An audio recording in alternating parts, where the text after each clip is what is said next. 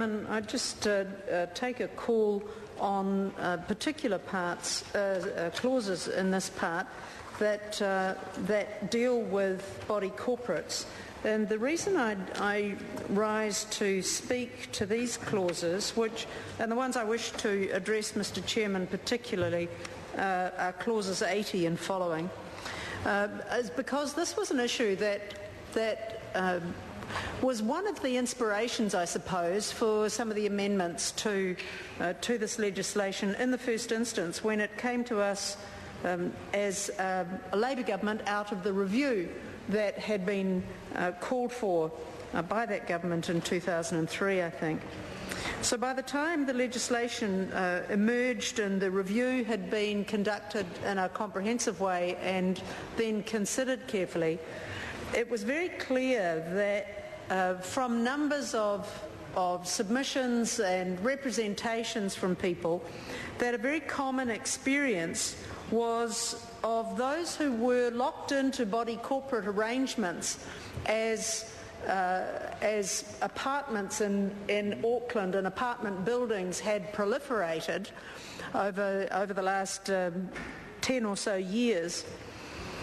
And having been locked into those body corporate arrangements, found themselves held hostage by the requirements of body corporates for unanimous decisions and the movement of everybody jointly in order to receive any benefit from joint decision making. And so one of the things that was important is particularly outlined in clauses 84 and 85 in Part 2, which refer to the counting of votes. And I don't need to rehearse the words on the page, Mr. Chair. Suffice it to say that in those circumstances where one party held out in the body corporate against improvements that were going to benefit everybody because they had to shoulder an equal portion of the financial burden of that improvement, then nobody could benefit because of that one party holding out.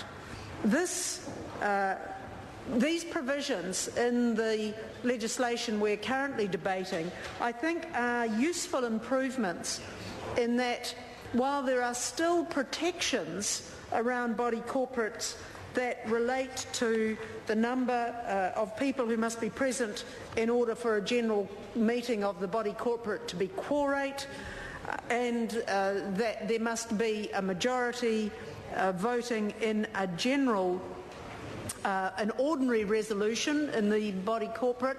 One of the changes that is really important is that for special resolutions of a meeting of the body corporate, that it doesn't require a 100% participation or 100% agreement in such a resolution, but it may be passed by 75% of the eligible voters. So it's now the vast majority, but no longer is it possible for people to be held hostage by recalcitrant members of a body corporate who do not see the collective good as being something to which they should contribute.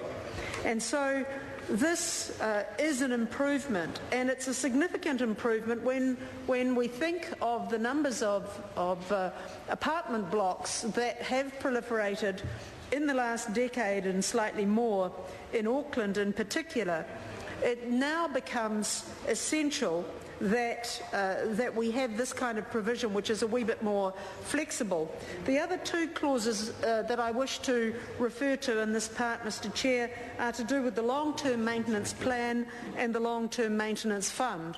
And the Minister who was in the chair earlier referred to these in his opening comments, and I think they're very sensible. They are important improvements because, again, they relate to the length of the duration of somebody's investment in one of these multi-unit apartments and apartment buildings, and having a long-term maintenance plan and fund is going to assist that investment. Thank you, Mr. Chair. Call Phil Twyford. Thank